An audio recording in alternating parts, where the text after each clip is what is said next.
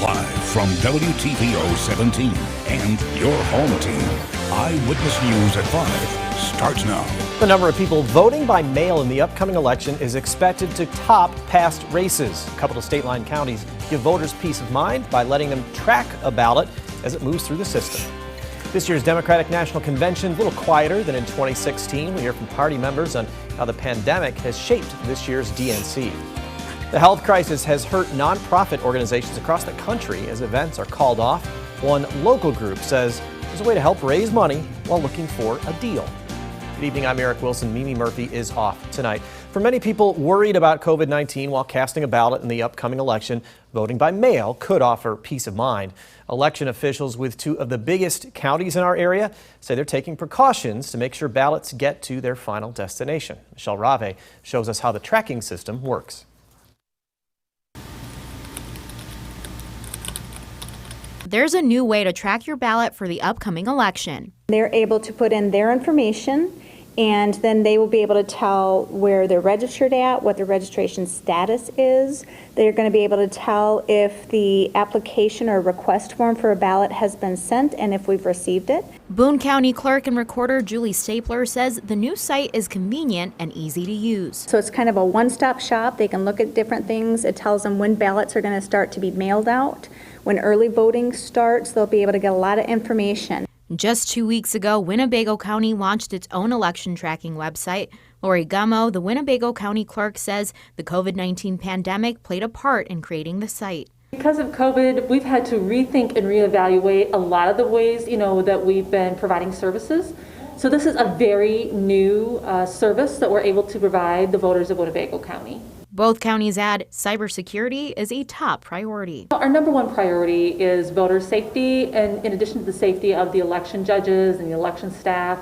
And by doing this, it's really opening up that opportunity for a lot of people who have never done it before. They're going to put in information that is specific to just them. So it's going to ask for their first and last name. It's going to ask for the last 4 digits of their social security number, or it'll ask for their driver's license number.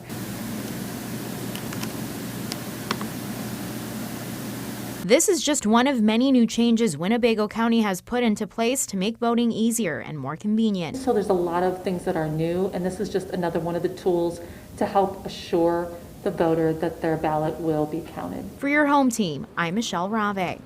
Here are some voting reminders if you live in Winnebago County. The State Board of Elections no longer uses the term absentee ballots. Voters don't need a reason to cast a ballot by mail or early.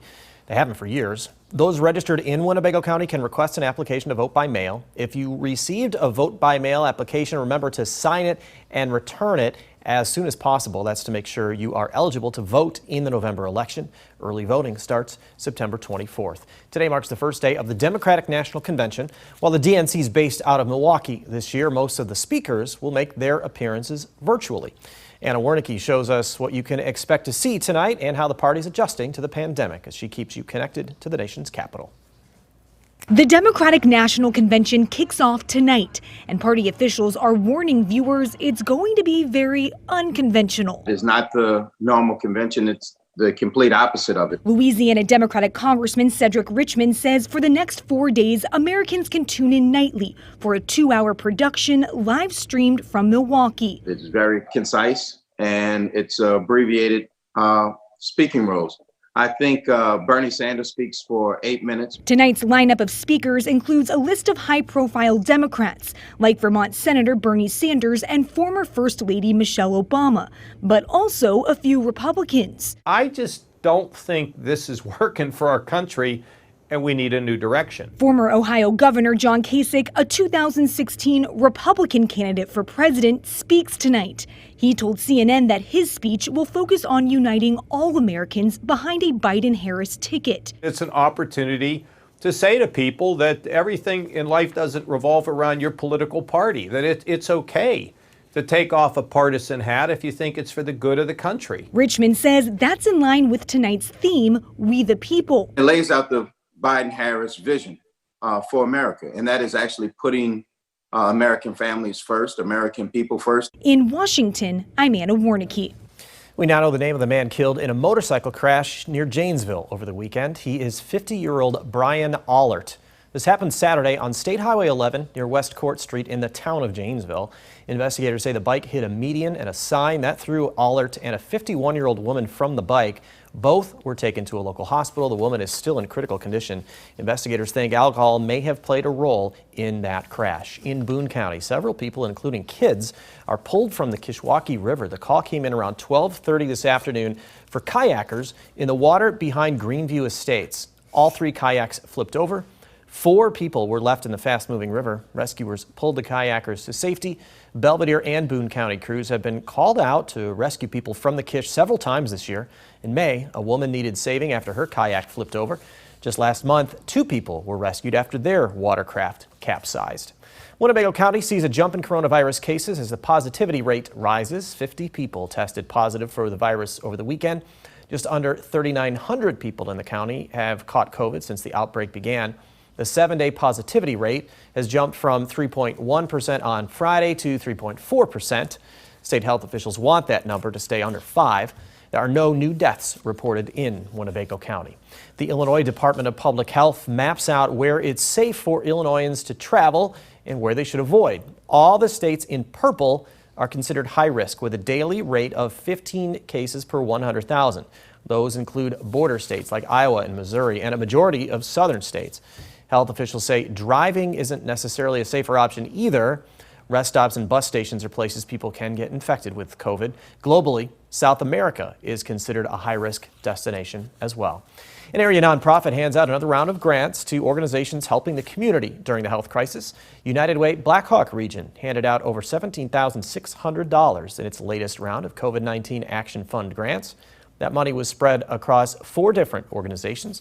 The Boys and Girls Club of Janesville, Red Roadhouse, Aware, and Aptive are the recipients. Throughout the pandemic, United Way Blackhawk region has given out over $84,000 of COVID-19 Action Fund grants. It's National Thrift Store Day, and one area resale shop says it's the perfect excuse to come out and shop for a good cause.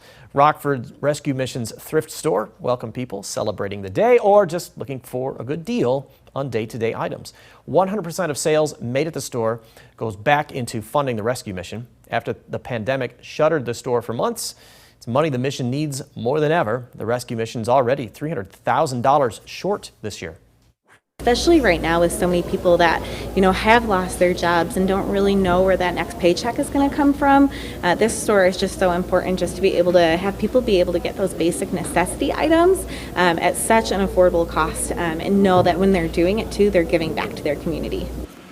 Cahoon says the mission usually sees more than $1 million a year from store sales.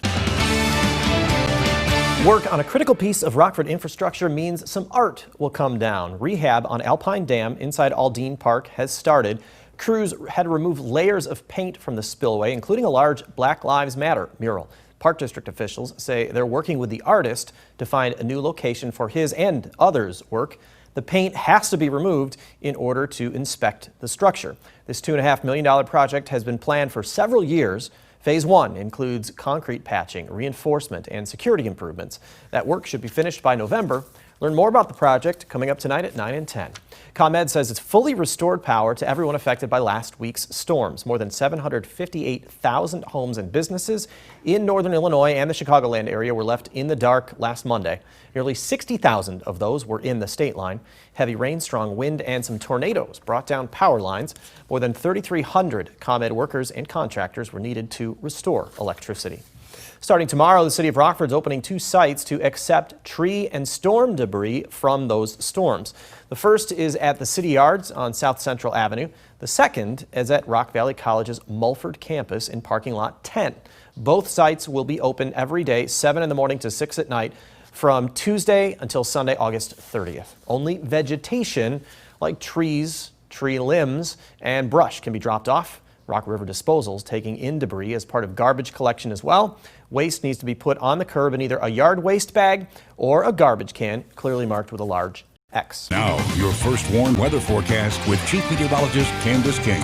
We got some some cloud cover building up for us this afternoon. A live look with our Mercell SkyTrack camera out of the Poplar Grove Airport. Had a few very isolated showers develop, especially to our south, with an area of low pressure passing to our south this evening. Has kind of sparked up a few additional showers and some isolated thunderstorms. Now shifting south of Interstate 88 and 80 here this evening. 79 our temperature in Freeport, 85 in Rockford, 80 in Belvedere, DeKalb, 79 in Rochelle, and 81 right now in Dixon. Our weather watcher Bob here in Rockford checking in with 84, dew point temperature of 57, and no rainfall today. In fact, our rain chances look to stay fairly limited over the next several days. We've got some clouds building up, little instability still left over across southern Wisconsin and northern Illinois, but you see a few more showers and isolated thunderstorms sinking southward into central Illinois. There have actually been a couple of funnel clouds reported with some of those showers tied into this area of low pressure that continues to work southward here,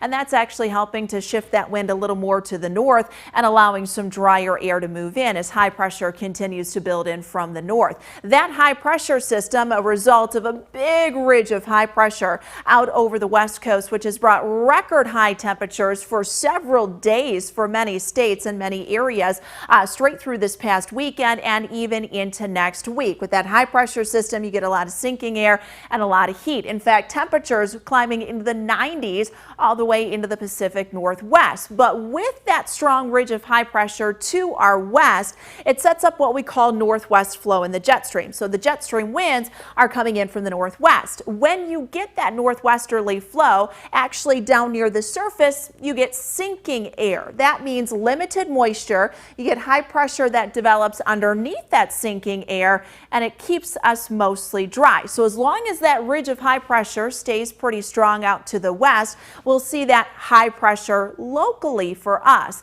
And with that, that means limited amounts of moisture coming in and limited opportunities for any rainfall. So let's kind of plan this out here as we go through the remainder of this evening. You see those showers as those continue to work southward during the evening hours tonight. Not going to completely rule out maybe a sprinkle just as some of those clouds kind of grow over the next couple of hours locally, but we are looking to stay dry. We are going to keep that cloud cover around. Our wind actually comes in tomorrow from the northeast. There's a lake breeze that'll develop off of Lake Michigan as a result. You see those clouds kind of building up. Futurecast wants to paint in a few very light sprinkles, a light shower.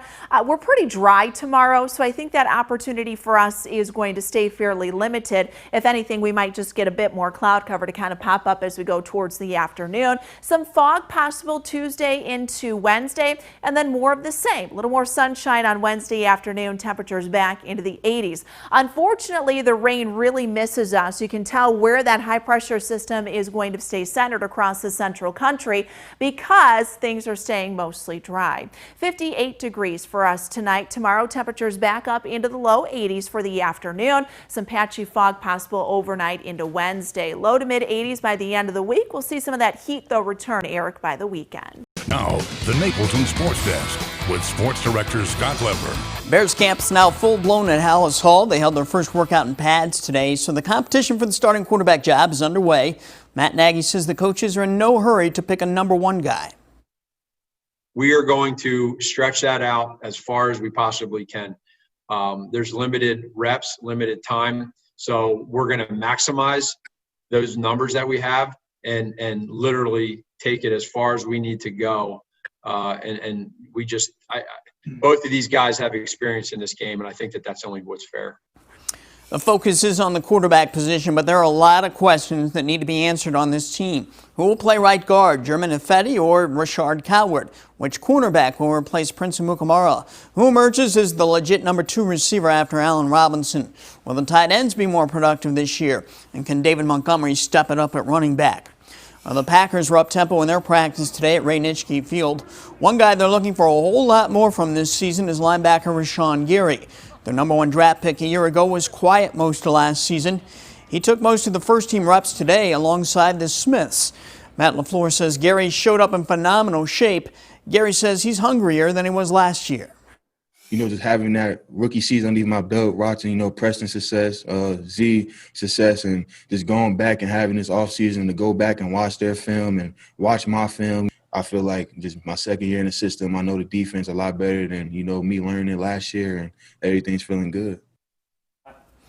Well, Fred VanVleet knows it's playoff time. He has more than answered the bell for the Raptors in their playoff opener today against the Nets.